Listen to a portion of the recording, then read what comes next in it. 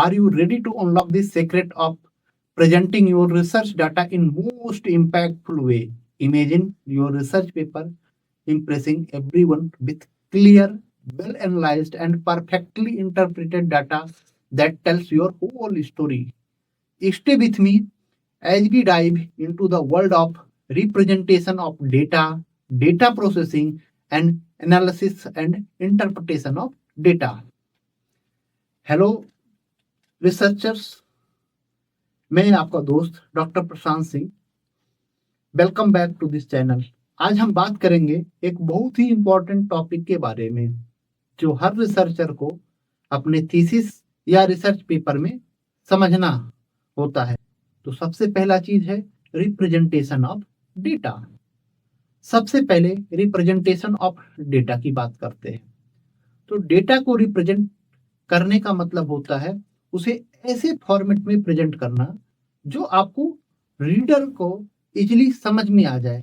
यहाँ पर आप उसको टेबल के फॉर्म में कर सकते हैं, चार्ट के फॉर्म में कर सकते हैं, ग्राफ के और डायग्राम यूज करके आप उसको दिखा सकते हैं।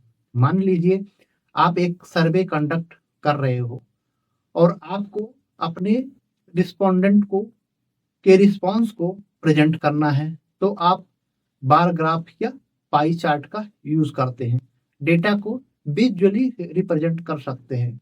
अगर आपने एक सर्वे किया है जिसमें आपके पास डिफरेंट एज ग्रुप के आंसर हैं, तो आप एक पाई चार्ट बना सकते हैं जो दिखाए कि किस एज ग्रुप ने कितनी रिस्पांस दिए हुए हैं। या फिर आप किसी एक्सपेरिमेंट का रिजल्ट प्रेजेंट करना चाहते हो जिसमें आपने कुछ मेजरमेंट किया हो, तो लाइन ग्राफ आपको हेल्प करेंगे किसी भी ट्रेंड को शो करने के लिए। रिप्रेजेंटेशन ऑफ डेटा एक इम्पॉर्टेंट पॉइंट है।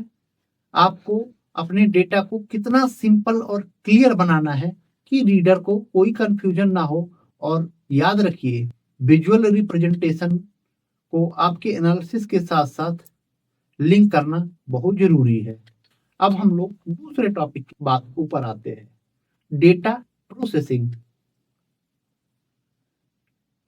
डेटा प्रोसेसिंग में डेटा जब भी आप कलेक्ट कर लेते हैं तो उसके बाद वो रॉ फॉर्म में जो भी डेटा हम कलेक्ट करते हैं उसको हम लोग रॉ डेटा बोलते हैं, या वो डेटा रॉ फॉर्म में होता है जो डायरेक्टली यूजफुल नहीं होता है।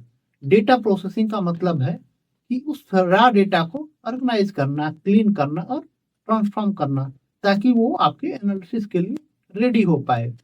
यहाँ आपको डेटा क्लीनिंग, डेटा सॉर्टिंग का पूरा प्रोसेस फॉलो अप करना होता है। मान लीजिए आपके सर्वे में जो आपने सर्वे ऊपर किया हुआ था या कोई भी आप सर्वे कर रहे हैं, तो रिस्पॉन्सेस में कुछ इनकम्प्लीट आंसर हैं या कुछ आउटलायर हैं जो आपके एनालिसिस को स्क्यू कर सकते हैं। इनको हैंडल करने के लिए आपको अपने डेटा को फिल्टर आउट करना पड़ता है। आपको अपने डेटा को भी नॉर्मलाइज करना रहता है ताकि हर चीज एक स्टैंडर्ड फॉर्मेट में हो। अगर आप न्यूमेरिकल डेटा एनालाइज कर रहे हो तो आप स्टैटिस्टिकल मेथड जैसे mean, median, mode, standard deviation का यूज करके आप अपने डेटा को और सिंप्लीफाई कर सकते हैं। एग्जाम्पल के लिए हम समझते हैं, अगर आपके पास टेस्ट स्कोर है जिसमें कुछ स्टूडेंट का स्कोर बहुत ज्यादा है और कुछ का स्कोर बहुत कम है, तो आपको उनको नॉर्मलाइज करके एक स्केल पर लाना होगा ताकि आपके एनालिसिस का बेटर रिजल्ट मिले। डेटा प्रोसेसिंग के टाइम पर आपको अपने डेटा को ऑर्गेनाइज करना, एरर को दूर करना और रिलेवेंट डेटा को एक्सट्रैक्ट करना होता है। यह प्रोसेस थोड़ा टाइम कंज्यूमिंग होता है, लेकिन यह आपके रिसर्च के लिए एक अच्छा फाउंडेशन सेटअप करता है।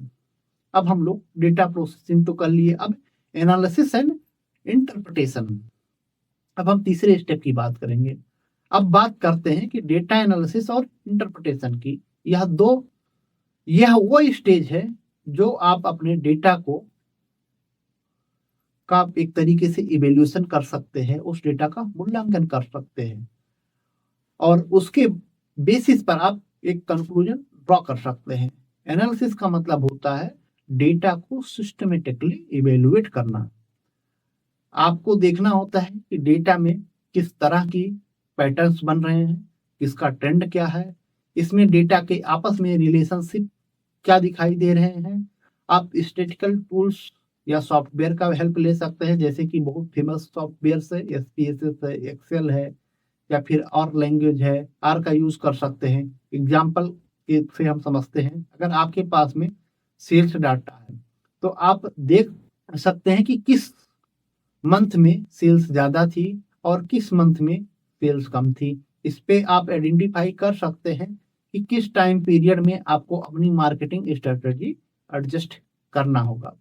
डेटा इंटरप्रिटेशन का मतलब है जो आपने एनालाइज किया हुआ है उसको उसका मीनिंग निकालना है, या एक और ज्यादा क्रिटिकल स्टेप है, क्योंकि आपने जो रिसर्च का आउटकम या फाइंडिंग जो आपका डिस्क्राइब होगा वो यहीं से आप डिराइव करेंगे इस चीज को।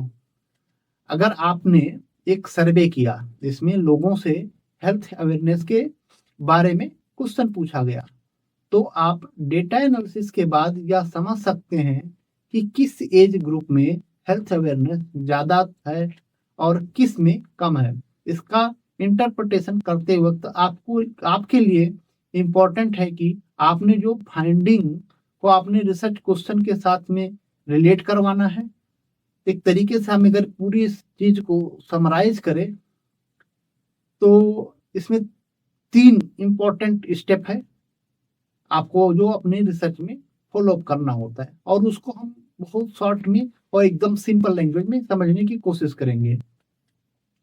तो डेटा रिप्रेजेंटेशन क्या होता है? अपने डेटा को क्लियर और इंगेजिंग तरीके से प्रेजेंट करना, ये हमारा डेटा रिप्रेजेंटेशन होता है।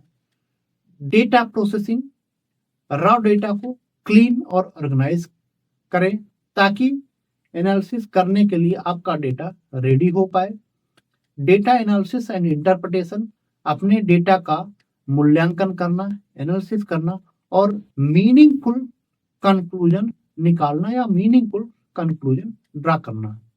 ये स्टेप आपके रिसर्च को एक स्ट्रक्चर और क्लियरिटी देंगे और आपके रीडर को आपके फाइंडिंग समझने में बहुत आसानी होगी। तो आज से अपने रिसर्च को इन स्टेप के अकॉर्डिंग ऑर्गेनाइज करना शुरू कर दीजिए और अपने फाइंडिंग को कॉन्फिडेंटली प्रेजेंट करिए। अगर आपको ये वीडियो पसंद आया है तो चैनल को सब्सक्राइब करना मत भूलिएगा और इस वीडियो को अपने फ्रेंड के साथ शेयर करें जो अपने रिसर्च में स्ट्रगल कर रहे हो। आपका रिसर्च जर्नी सक्सेसफुल हो, यह हमारी दुआ है, आपके साथ है। मिलते हैं अगले वीडियो में, तब तक के लिए हैप्पी रिसर्चिंग।